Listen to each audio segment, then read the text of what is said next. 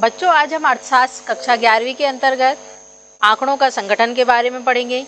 इसके पहले हमने उसका संग्रहण और किस तरह से हम इकट्ठा करते हैं आंकड़े, ये सारी चीज़ के बारे में हमने देखा था। अब इसमें आंकड़े जो होते हैं हम इकट्ठे तो करते हैं, जिस तरह से एक कबाड़ी जो है कबाड़ इकट्ठे करता है और उसके बाद फिर सारी चीज़ें अलग अलग कर देता है, उसी तरह से हम आंकड़े तो इकट्ठे करते हैं।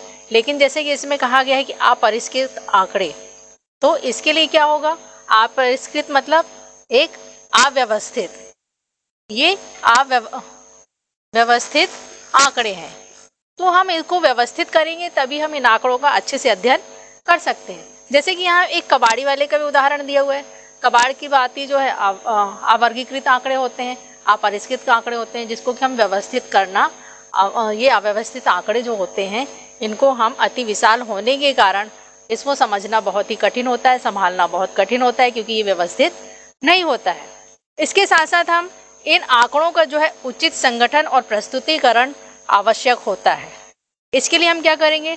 जो आंकड़ों का संग्रहण है उसको हम संगठित और वर्गीकृत रूप में भी उसको प्रस्तुत कर सकते हैं। जैसे कि हम देखेंगे कि हम यदि देखेंगे कि एक स्कूल के 100 छात्रों के गणित के अंकों के आंकड़ों के एकत्रित कर लिए हैं, अब उसको हम किस तरह से प्रस्तुत कर सकते हैं। जैसे कि ये आंकड़े दिए हुए हैं, ये एक तरह से अव्यवस्थित है। अब इसमें 47 भी बार बार आया है, 45 भी बार बार आया हुआ है, तो हम इसको किस तरह से व्यवस्थित करेंगे ताकि हमको समझने में आसानी हो जाए। इसमें हम एक बार 47 देखेंगे, फिर कहाँ है देखेंगे, इस तरह से हमको क्या है बहुत ही समय लगेगा। तो इसलिए इसको कहा जाता है कि अपरिष्कृत आंकड़े हैं। अब इसके बाद हम देखेंगे कि जैसे कि हम ये 50 परिवारों के खाने का जो मासिक व्यय जो है उसका पता कर सकने के लिए हम क्या करेंगे। अब जैसे 5000 व्यक्तियों का भी कर सकते हैं, ठीक उसी प्रकार जैसे कबाड़ी वाले की भांति ही ये बहुत बड़ा ढेर है, बहुत बड़ा आंकड़ा जो हम इकट्ठित करते हैं वो कठिनाई होती है, वही चीज़ बताया गया है। और इसको जब हम कहते हैं कि अपरिष्कृत आंकड़ों का भंडार जो है बहुत बड़ा हो और आप उसको कोई सूचना प्राप्त करना चाहें तो हम उसको ढूंढने में बहुत ही आसानी नहीं होती, इसमें बहुत ही ज़्यादा कठिनाई होती है, जिसको कि एक थका देने वाला या उबाऊ, हम उस कार्य को बार बार करते करते थक जाते हैं। तो इसीलिए कहा गया है कि हम यदि इन आंकड़ों को व्यवस्थित करेंगे तो हम आसानी से उसको, अब इसमें भी हम देखेंगे आंकड़े व्यवस्थित नहीं हैं। अब इसमें भी हमें ढूंढने में क्या होगा? उबाऊपन लगेगा और कठिनाई लगेगी। एक लाइब्रेरियन भी क्या करता है? किताबों को एक व्यवस्थित रखता है, तभी हम जब लाइब्रेरी में जाते हैं हमको जिस सब्जेक्ट की बुक चाहिए होती है वह आसानी से मिल जाते हैं, क्योंकि वह क्या करता है? व्यवस्थित करके या वर्गीकृत उनको बुकों को रखा हुआ होता है। जैसे कि स्पूर और स्मिथ के द्वारा भी कहा गया है कि संबंधित तथ्यों को व्यवस्थित करके वर्गों में प्रस्तुत करने की क्रिया को वर्गीकरण कहते हैं। हम यहाँ पर देखेंगे आंकड़ों का वर्गीकरण, क्योंकि हम आंकड़ों का वर्गीकरण करेंगे, जैसे पिछले उसमें हमने देखा अव्यवस्थित जो आंकड़े थे उनको संभालने में आसानी हो जाएगी और हमें भी समझने में आसानी हो जाएगी। जैसे कि यहाँ पर दिया हुआ है, ये पुस्तक के विषयों में जैसे इतिहास है, भूगोल है, गणित है, विज्ञान है, यदि हम इनको अलग अलग वर्गों में रख देंगे, जिस तरह से मैंने अभी लाइब्रेरी का उदाहरण दिया था, उसी तरह से हमें क्या होगा? उस सब्जेक्ट को खोजने में आसानी हो जाएगी। फिर ठीक इसी प्रकार जो अपरिष्कृत आंकड़े जो हैं उनको हम विभिन्न तरीकों से वर्गीकृत किया जा सकता है। जैसे कि यहाँ पर सबसे पहले हम देखेंगे कालानुक्रमिक या समयानुसार। समय अनुसार मतलब जिन आंकड़ों को हमने कब इकट्ठित किया, जैसे कि जनगणना होती है तो वह एक समय पर जनगणना होती है, जैसे 51 में हुई, फिर उसके बाद 61 में हुई। इस तरह से उस समय के आंकड़े और अभी के आंकड़े क्या है? एक समय के अनुसार हम उनको रखते हैं, तभी हमें तुलना करने में भी आसानी हो जाती। जैसे कि हम वर्ष ले सकते हैं, तिमाही ले सकते हैं, मासिक ले सकते हैं और साप्ताहिक ले सकते हैं।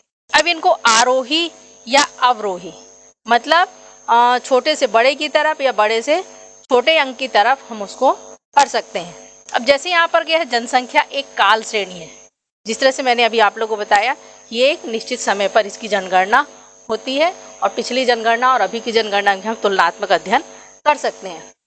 जैसे कि हम पिछली जनगणना 51 से 35.7 जो था वह जनसंख्या करोड़ों में थी, उसके बाद फिर 61 में, फिर इस तरह से हम देख रहे हैं कि जनसंख्या जो है धीरे धीरे बढ़ती चली जा रही है और 2001 में जो 102.7 करोड़ की जनसंख्या हो गई है।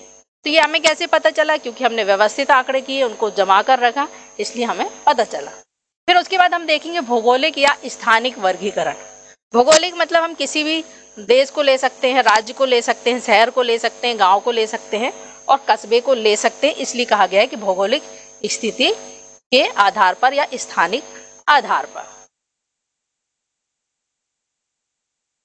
इसमें हम देखेंगे कि जैसे यहाँ पर हमने देश लिया है ना, तो ये क्या हो गया? भौगोलिक आधार पर या स्थानिक आधार पर हो गया। यहाँ पर हम गेहूं की उपज देख रहे हैं, जैसे अमेरिका है, ये 1925 किलोग्राम एकड़, और फिर उससे ब्राज़ील है, चीन है, भारत है, ये 862 किलोग्राम एकड़ उत्पादन कर रहा है। मतलब ये हम भौगोलिक स्थिति की हमें कैसे पता चला? क्योंकि हमने स्थानीय आधार पर उसको एकत्रित आंकड़े जो है एकत्रित किए। फिर यहाँ पर गुणात्मक वर्गीकरण। अब गुणात्मक वर्गीकरण क्या है? गुण के आधार पर उनको अलग अलग करना। अब जैसे यहाँ पर क्या है, इसकी विशेषता सबसे पहले जैसे गुणात्मक गुण के आधार पर ही समझ में आ रहा है। अब उदाहरण के लिए हम देखेंगे राष्ट्रीयता के आधार पर भी कर सकते हैं, साक्षरता, धर्म, लिंग, वैवाहिक स्थिति आदि के, मतलब इन ये गुण है, एक तरह से हम किस आधार पर उसको अलग अलग करके व्यवस्थित कर सकते हैं। और यदि उपस्थिति या अनुपस्थिति के आधार पर भी हम वर्गीकृत कर सकते हैं। फिर ऐसे आंकड़े जो वर्गीकृत करने के लिए गुणात्मक वर्गीकरण इनको कहा जाता है। उदाहरण के लिए हम देखेंगे कि यहाँ पर हम लिंग के आधार पर एक सामूहिक किया हुआ जब हम पाएंगे तो उसको कैसे हम वर्गीकृत करेंगे। यहाँ पर देखो, ये जनसंख्या का दिया हुआ है।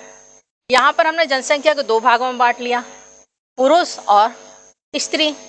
अब इसमें पुरुष में भी हमने विवाहित अविवाहित अलग अलग कर दिया, यहाँ भी विवाहित अविवाहित अलग अलग कर दिया। इस तरह से ये क्या हो गया? गुण के आधार पर हमने इसको वर्गीकृत किया। उसी तरह से हम प्रथम चरण में यह वर्गीकरण की पहली विशेषता उपस्थिति अनुपस्थिति के आधार पर भी हम कर सकते हैं। यहाँ पर पुरुष या पुरुष नहीं है, मतलब पुरुष और स्त्री के आधार पर किया। इसी तरह से हम यहाँ पर विवाहित या अविवाहित दूसरी ओर, ऊंचाई और भार, आयु, ये सब के आधार पर भी हम इनको अलग अलग कर सकते हैं। अब जैसे कि हमने पिछले उसमें देखा था कि जो आंकड़े थे वो अव्यवस्थित थे, अब उन्हीं आंकड़ों को हमने क्या कर दिया है? व्यवस्थित कर दिया है। व्यवस्थित करने पर ये आंकड़े आप देखेंगे कि हमें आसानी से समझ में आ जा रहा है। 0 से 10 के बीच में 1 है, 10 से 20 के बीच में 8 है और 20 से 30 के बीच में 6 हैं। मतलब इस तरह से हमें जो है 100 छात्रों के जो आंकड़े हैं वो आसानी से हम छोटे से चार्ट में हम आसानी से उसको समझ पा रहे हैं कि 100 जो बच्चे हैं उनको कितने कितने अंक, कौन से अंक के बीच में कितने अंक उनको प्राप्त हुए हैं।